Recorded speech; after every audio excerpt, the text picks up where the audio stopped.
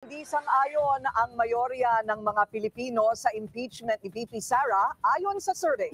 Hindi ako interesado, tatanggihan ko yun kung inalok man sa akin yun. Hindi tama at hindi dapat ginagawa yun. Sa katunayan, sa parte ng Kamara, siguro dapat ganun din, di ba? Kasi pipili nga mula sa Kongreso eh.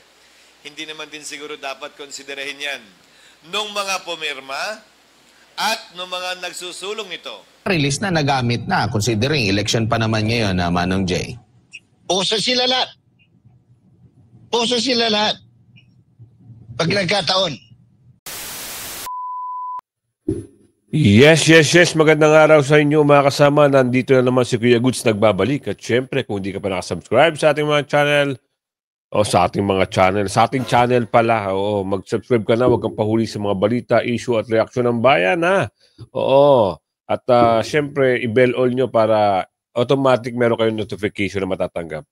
Eto, ang balita ngayon. Matapos pilit patalsikin ng mga Pilipino tuluyan na nagwelga. Lahat ho ng ginawa nila kay VP Sara parang nagiging kabaligtaran na. Pwede humakulong. Sino to? Mga dorobo ng bayan. Lumalabas na ho. Nahahalungkat na ng Supreme Court kung ano talaga yung mga ginagawa nito mga dorobo. Inunahan nila si VP Sara.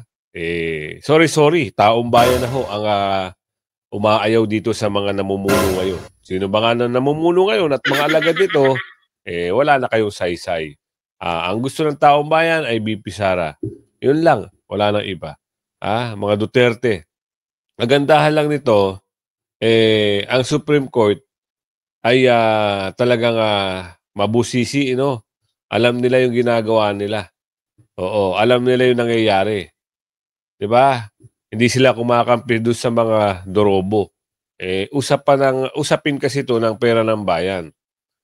Kine-question na nga nila, nasaan ba? Mayroon naman palang pondo, bakit kinuha nyo pa yung pera ng PhilHealth? Nakita tuloy. Pero siyempre, bago natin simulan natin talakayan at reaksyon, like, share, samahan mo na subscribe. Hit bell mo ha. Hit bell mo para may notification ka. Ito na, pasok na natin to. At baka makulong. Ayon sa video, basahin natin ha. Makukulong kayo lahat. Nako po. Kasabwat ng nangyayaring issue sa budget, maaari ho. Lahat ho ng pumirma sa BICAM, baka maimbestigahan niya. Sana. Sana. Kasi, bakit kayo ko naglagay ng blanco at pinirmahan nyo? Tapos, nagkaroon ng isang matinding, ay nako, hindi kayo lulusot. Magagaling na ho ang tao ngayon. Ito, pasok na natin ha. Kahit anong gawin niyong paninira kay VP Sara, siya pa rin ang gusto hindi lamang ng mga bata, kundi lalo na ng mga nakakatanda. Tama. Bigong araw ang ilang mangbabatas na putikan at dumihan lalo ang pangalan ni Vice President Sara Duterte matapos lumabas ang panibagong survey kung saan nananatili pa rin ang tiwala at suporta ng mamamayang Pilipino sa ikalawang Pangulo ng bansa. Majority o halos kalahati ng mga Pilipino na sumagot sa WR numero survey ang hindi sumasang-ayon sa desisyon ng House of Representatives na i-impeach si Vice President Sara Duterte. Ayon sa pinakabagong Philippine Public Opinion Monitor ng WR numero, 47% ng mga Pilipino ang hindi sumusuporta o tumututol na i-impeach si VP Sara, habang 33% naman ang pumabor dito at 20% ang undecided. Naitala naman sa Mindanao ang 66% na pagtutol sa impeachment. Samantala, sa inaasahang desisyon ng Senado sa nalalapit na impeachment trial kay VP Sara, naitala sa survey ang 43% ng mga Pinoy na unsure. 30% naman ang naniniwalang dapat itong maabsuelto at 23% ang naniniwalang dapat itong mahatulan. Isinagawa ang naturang survey mula February 10 hanggang 18, kasunod ng pagboto ng House of Representatives na i-impeach ang Vice Presidente noong February 5, 2025. Hindi na raw nakapagtataka ang ganitong klase ng pag-aaral ng mga data patungkol sa tanong kung papabor ba ang mga Pilipino na patalsikin si VP Sara. Hindi ho papabor ang mga Pilipino. Ayaw nga ng mga Pilipino dahil magaling na leader si BP Sara. Ginawan lang nila talaga ng kwento. Yan ang katotohanan. Pero tingnan nyo, bakit tahimik pa rin sila? Bakit hindi sila sumasagot doon sa petisyon ni BP Sara? Dalawa na ho ang petisyon at meron pa ho nagrereklamo. May kasunod pa yan. O si Dr. Itchon. Itchon. O naghain din ng petisyon. Diba? Ano pa? Ito lang, sasabihin natin. Baka mamaya, tadtadin ng petisyon ang Supreme Court. Baka marami na ho pumunta dyan at maghain na ng ibang petisyon. Impeachment na. Laban kanino. Yan ang abangan natin. Kasi naniniwala si Aling Ledesma na pag ito ay pag ito ay talagang pinus ng mga taong bayan, nako, talagang may mangyayaring Aling Ledesma, totoo ba yan? Tuloy. Para sa pwesto, hindi raw nakakagulat na tutol ang majority ng mga botante sa ginawa ng House of Representatives na tila sunod-sunod ang nagpirmahan para mapatalsik si VP Sara sa kanyang kinauupuan. Ngunit tila hindi raw ito ang tunay na sumasalamin ng puso ng bayan dahil kitang-kita naman raw na ang ordinaryong Pilipino ang kakampi ni VP Sara, hindi ang mga kongresistang nananamantala. Panoorin ang isang actual video kung saan opisyal na kinamusta ni Vice President Sara Duterte ang mga simpleng mamamayan sa Cebu kung saan pinagkaguluhan ang anak ni Digong at hindi pa rin nawawala ang karisma ng mga Duterte sa maraming botante. Totoo yan. Kahit saan mo papuntahin ang mga Duterte, talagang dudumugin at dudumugin. Hindi kasi naman plastic ang mga Duterte. Hinaharap nila ng buong puso ang mga taong bayan. At yung taong bayan ay talagang susugod sa kanila para hayakapin at magpasalamat. Dahil sila lang naman ang mga nagbigay ng care sa Pilipino. Yung totoong serbisyo. Kaya nga sabi ko nga sa iyo, yung tulong lang ng OBP doon sa mga tao na nangangailangan ng medical assistant. Ibang klase ho yung, ano ba tawag doon? Utang na loob. Alam niyo ho kasi, pag nagkaroon kayo ng problema sa mga hospital bill at yung mga kamag-anak nyo ay naisalba ng mga tulong na galing sa OBP, yun ay isang utang na loob. Diba? Ako ho, talagang maganda ho ang nabigay ng OBP sa medical assistant na naranasan namin. Kaya malaking bagay ho yun. Kaya mahal na mahal ho ng taong bayan. Ito pa, nagka-problema. Hindi binadgetan yung medical assistant sa burial. O kita nyo, wala may tulong. Pero ibabalik na OBP yan pag naayos na ang lahat. Ay nako, ibang klase talaga mga dorobo, no? Talagang ginigipit, Nawala ho yung pondo na yan na kay BP Sara. Tinanggal ho yan ng bakulaw. Yung burial sa medical assistant, tinanggal. Hindi binigyan ng pondo. Pero sabi naman ni BP Sara, tuloy-tuloy pa rin tayo sa serbisyo. Kita nyo, napakagaling. Diba? O ito, magandang balita ito. Mayorya ng mga Pinoy pabor, hindi pabor sa impeachment ni BP Sara. Totoo naman. Ito, tingnan natin para malinaw sa malinaw.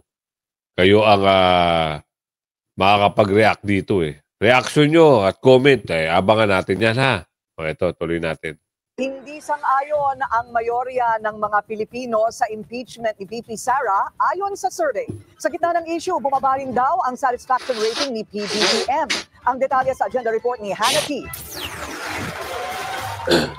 Nakatakda pa lang mag-convene ang impeachment court para kay VP Sara pero hati na ang sentimiento ng publiko.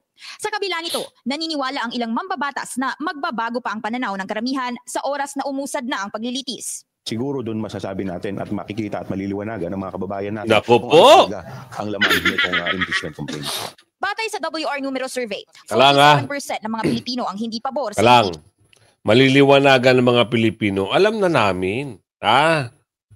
Alam na namin lahat ng plano nyo. Huwag nyo na kaming lukuhin. Huwag nyo na utuin ng taong bayan.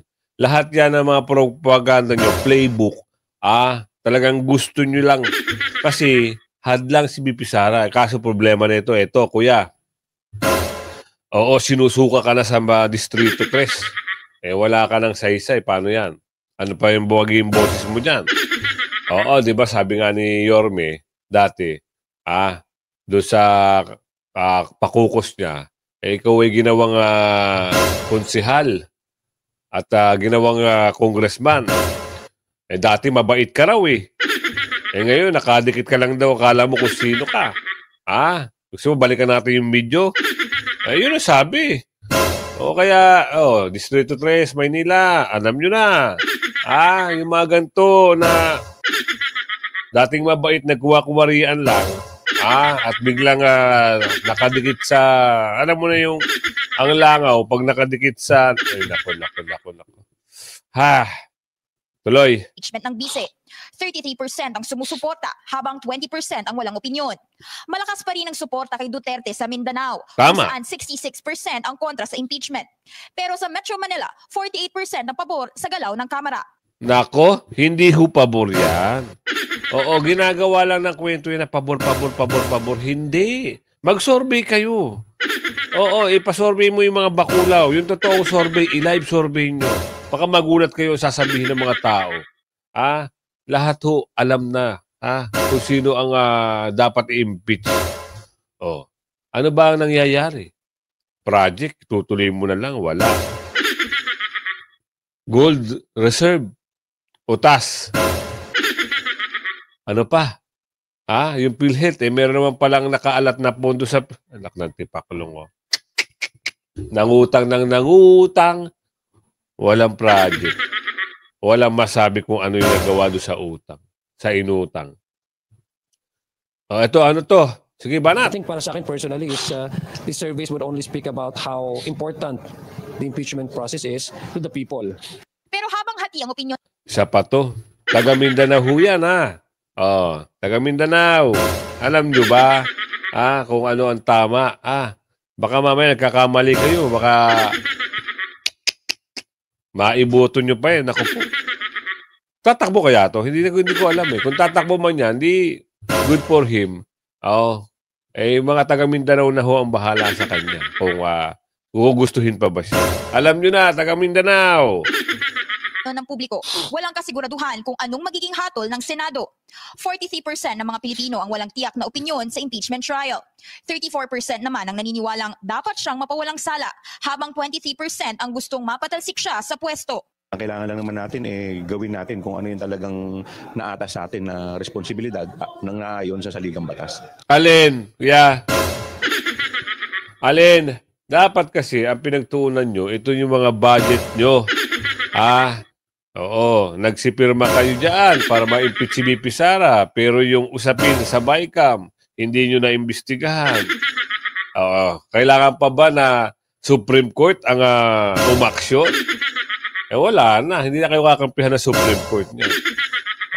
Hindi na rin ma-impeach si VP Sara niya. Lahat ng mga effort nyo na sinunod nyo di umano, naku, wala na. Lusaw na ang impeachment. Ganun lang kasimple yun. At habang inaantabayanan ng impeachment, mas lumalaki raw ang sentimiento ng publiko laban sa Administrasyong Marcos, batay sa survey. Mula 45% kasi, nasa 30.1% na lang daw ang kontento sa pamamahala ni PBBM. Ay, sorry 43%? Mula 45, 30% na lang. 0% na yan, malamang. % naman ang hindi nasisiyahan sa kanya. Pinakamataas ang disapproval ratings sa Visayas at Mindanao, pero bumabari ng ratings ni VP Sara. Mula 47%, nasa 41% na lang ang kontento sa kanyang pamamahala. 29% ang hindi nasisiyahan, habang 30% ang undecided. Ayon sa isang political analyst, masyado raw malaki ang porsyento ng undecided o neutral sa naging survey. Hamon na raw ito sa administrasyong targetin sila sa kampanya sa mga susunod na buwan. Battleground na raw ang malaking hanay ng mga Pilipinong hindi pa kumbinsido sa performance ni na PBBM at VP Sara. Kaya malaking bahagi ng labanan ngayon will be the narrative, will be perceptions, will be ano ba yung messaging, no? Kaya tingin ko malaking bahagi in the next few months will be an air war para dito sa mga undecided, no? Yan ay clearly disenchanted sa mga policies ng gobyerno, especially in relation sa inflation, in relation sa employment, in relation sa wages, etc. Sa issue ng impeachment, 56% ng mga Pilipino ang naniniwalang dapat manatiling neutral si PBBM. 24% naman ang gustong hadlangan niya ito at 20% ang naniniwalang dapat niya itong suportahan. Una nang nilinaw ng Pangulo at ilang mga mambabatas na hindi manghihimasok ang executive branch pagdating sa paglilitis ng bise. Nako Sa ngayon, inaasahan ng ilang Totoo ba yan? Hindi manghihimasok. Ito lang sasabihin ko sa inyo. Noong nanungkulan ba si Tatay Digong? Maraming nagsusulong na ma-impeach si Ate Leni. Ginawa ba ni Tatay Digong? Ang sagot niya doon sa mga nagsusulong na ma-impeach si Ate Leni, ang sagot niya doon, niluklok yan ng taong bayan. Patapusin niyo ang termino. Ganon, dapat ganon, may boses. Hindi ito wala Parang, naku po, pinapadaan sa mga laruan niya, pinapadaan sa mga toys niya. Pero hindi siya harap, sabi na Aling Marie. Hindi siya harap, hindi siya magsasalita. Oo, pero, alam nyo na ito, pinaka-worst, ang sabi ito pinaka-worst na pinaka-worst na, ang tawag dito, pinaka-worst na administrasyon. Yan ay post gusto ko malaman nyo. Ano ba ang mga bagay-bagay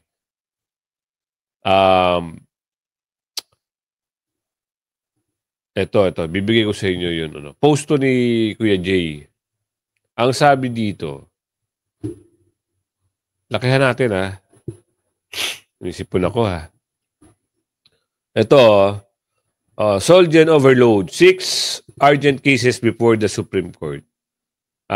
PhilHealth Fund transfer oral argument. Number 2, national budget scandal set on April 1.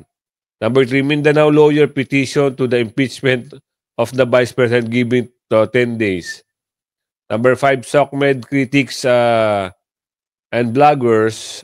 Ako, Aka Noisy to reserve petition versus House Tricom given, ano sabi dito, given 15 non-extendable days to answer. Nako ito. BP Sara Duterte petition to declare the impeachment unconstitutional given 10 days. Ang dami pinapasagot dito sa Dr. Lichon petition on the PhilHealth Fund transfer mess awaiting action from the court. Ang pakilasa ko dito ay wala ni isa man sa mga kaso may pag-asang manalo ang Marcos Jr. administration at ang 19th Congress of the Philippine PhilHealth Fund transfer. Mukhang 90 degrees ang akyatan tapos naka two-wheel front drive ka lang at kalbo pa ang gulong. Anak ng bugi. Oo, ito yung mga sasagutin ng mga dapat sagutin ng SOCMED. SOCGen, Solgen, SOCMED. Oo, yan yung dapat mga sagutin. Kailangan talaga sagutin nila yan. Dahil kung hindi nila sasagutin yan, naku po, nakakahiya sila. Diba? Pwede nga sila makulong Pag yan ay napatunayan yung mga insertion na yan, pwede silang makulong. Ano ba sagot dito ni... Mamaya si Kuya Jay na rin magsasalita, abangan nyo. Pero ito yung may balita tayo, pinapa-ready na raw yung yung mga Senate office sa impeachment. Kailan kaya yan? Pero may nagsalita, di ba dapat sa June pa? Bakit minamadali? Para takpan na naman itong issue nila na yung nabasa natin kanina, sabi ni Kuya Jay, yung sa post niya, para pagtakpan na naman. Naku po, impeachment. Ito na yung sinasabi natin Marami hong alma. Marami hong galit pag nasimula yung impeachment na yan. Diba? At baka mamaya ang Supreme Court ay magdesisyon na ibasura lahat ng mga impeachment na yan. Sana lang eto tingnan natin.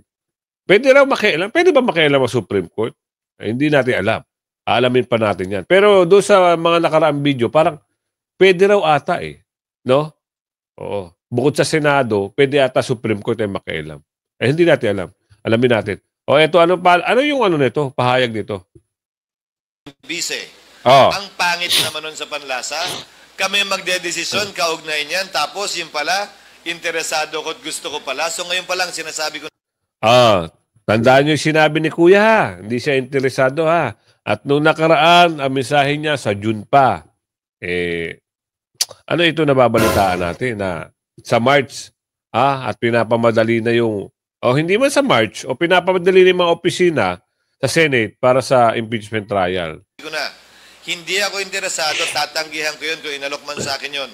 Hindi tama at hindi dapat ginagawa yun. Sa katunayan, sa parte ng Kamara, siguro dapat ganun din, di ba? Kasi pipili nga mula sa Kongreso eh. Hindi naman din siguro dapat konsiderahin yan. Nung mga pumirma at nung mga nagsusulong nito, dahil baka mamaya masabihan sila na ito lamang pala ang interest at gusto nila, kaya nila ginawa ito. So prudence is the better part of valor. Delicadeza is rarely seen in government, but I think we can always go back to it and rekindle and refresh it in the minds of our people. Sang-ayon sa saligang batas. Kapag ka na-impeach, natanggal ang Vice Presidente, ang papalit, pipiliin ng Presidente mula sa Kongreso. Hindi automatic na Senate President yan. Hindi porke number 3 ako, number 2 ang Vice President, 1 ang Presidente, 4 ang Speaker, yung 3 ang papalit sa 2. Hindi. Pipili ang Presidente mula sa Kongreso. Ang requirement para maging Vice President, pareho ng requirement para maging Congressman at Senador maliban sa isa, edad. 25 ang Congressman, 35 ang Senador, 40 ang minimum para sa President and Vice. So ang pwede lang pagpilian ng Pangulo, Congressman at Senador may edad 40 pataas. Ginawa na yan ni dating Pangulong Arroyo, kung maalala nyo, nung natanggal sa EDSA 2, si Pangulong Estrada, naging Presidente si Vice President Arroyo at that time, namili siya ng Vice Presidente mula sa Kongreso. At ang pinili niya, si Senator Ginggona. So nangyari na yan. Pagpili niya, nominado yun, kailangan i-confirm by simple majority ng House at ng Senate voting separately na siyang ginawa. Pangalawa sa sinabi mo, hindi totoong wala pang Vice Presidente ng Presidente. Nangyari na yan ng 2 beses sa kasaysayan natin in recent history after the 87 Constitution. Una, si ERAP, pangalawa, si GMA. Dating mga Vice Presidente na naging Presidente. Sa kaso ni GMA, by assumption, nung una, tapos by election, depende kung sino papaniwalaan nyo sa protesta ni FPJ. Alam nyo kung na kaninong panig ako doon. Bilang panghuling katugunan, iniisip ko ba yun? Hindi. Yan mga kasama ha. Bakit hindi siya interesado? At nung una, meron siyang statement na hindi dapat madaliin. May post dito si Tio Moreno. Sabi dito, Chis Escudero orders Senate offices to prepare for BP Inday Sara Duterte impeachment trial. Papakita ko sa inyo.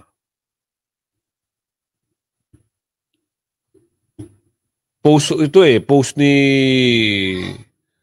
Tio lalakihan ko ha para mas maganda. Paano ba lakihan to? Ito ha. Nababasa nyo ba? Tio Moreno post. Chis Escudero order Senate office, ayan to prepare for BP Inday Sara impeachment trial. Nagmamadali si Chis pressure kay BBF. Ito yung sabi rito, paano ba lakihan to? Lakihan natin para mas maganda. Kaya natin zoom. Sabi rito, all concerned office for Deputy Secretary Administrative and Financial Services, February 25, 2025, subject, requirements for impeachment trial.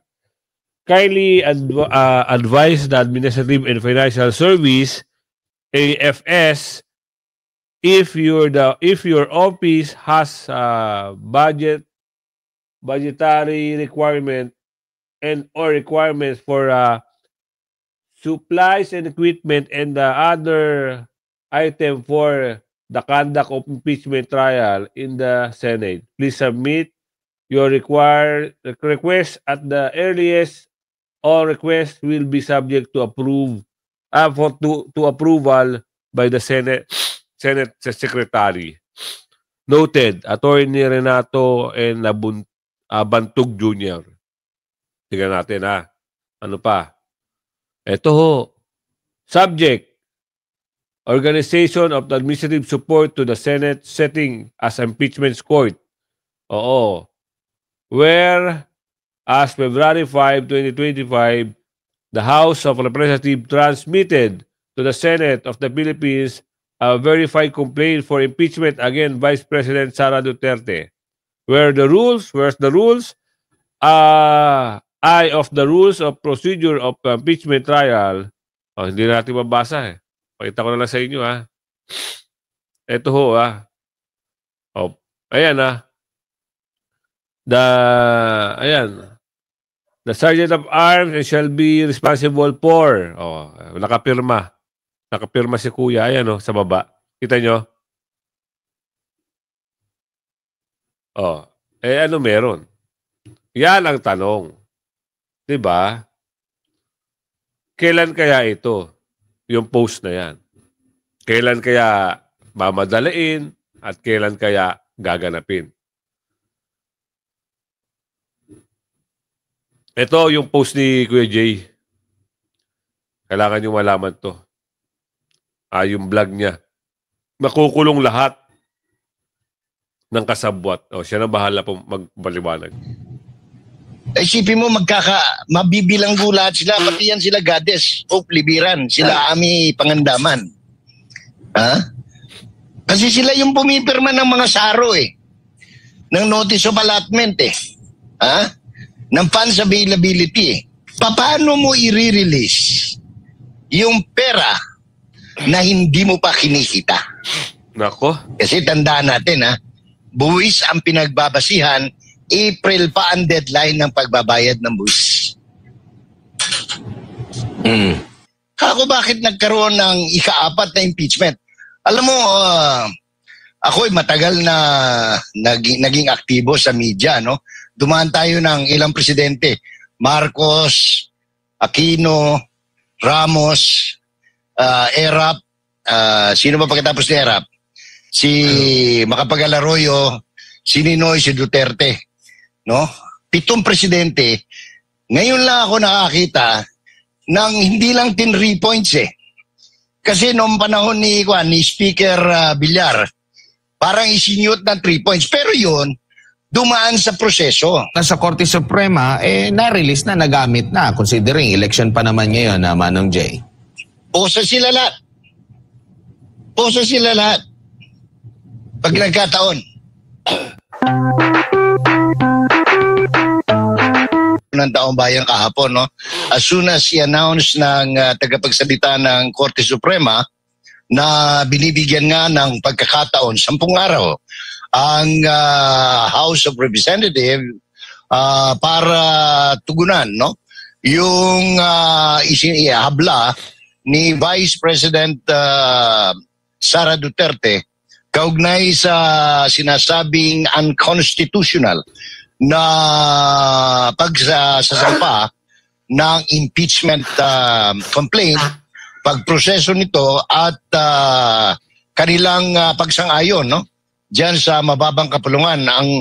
Ang reaction ng Taong Bayan, napakaganda, Jade, no? Sinasabi nilang, hay, salamat sa Diyos. May pag-asa pa pala, no? Yung ibig sabihin, ang tiwala, ang pananalig sa kataas-taasang hukuman ng bansa ay naroon mataas, no? At ito ay dapat ipagbunyi natin sapagkat sa ilalim ng demokrasya, 3 at sa napili nga nating sistema ng gobyerno, 3 ang co-equal bodies. At mukhang nagugulumihan ng tao doon sa parang kunsyabahan, no?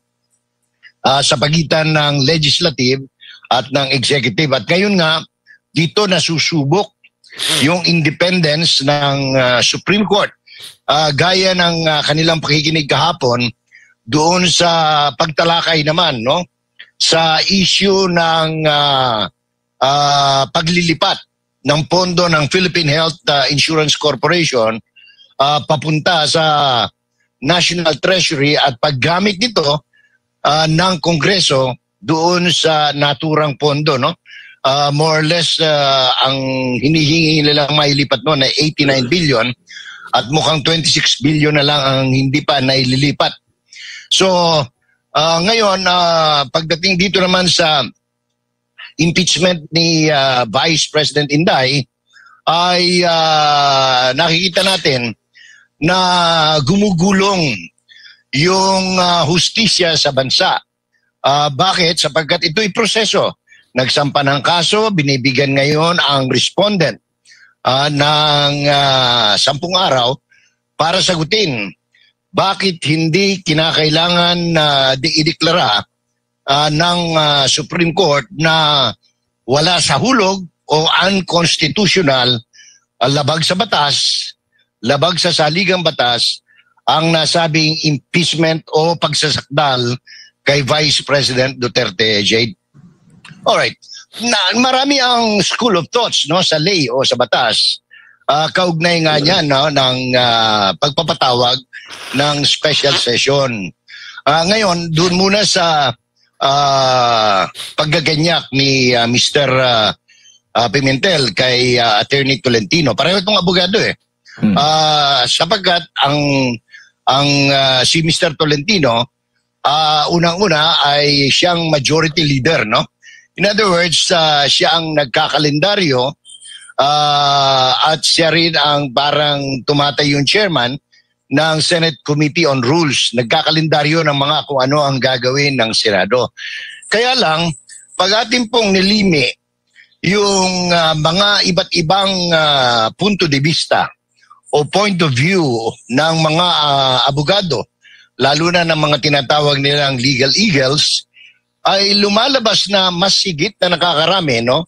Ang nagsasabing hindi maaring magpatawag ng special session for purposes of anong tawag nito, impeachment proceedings, no?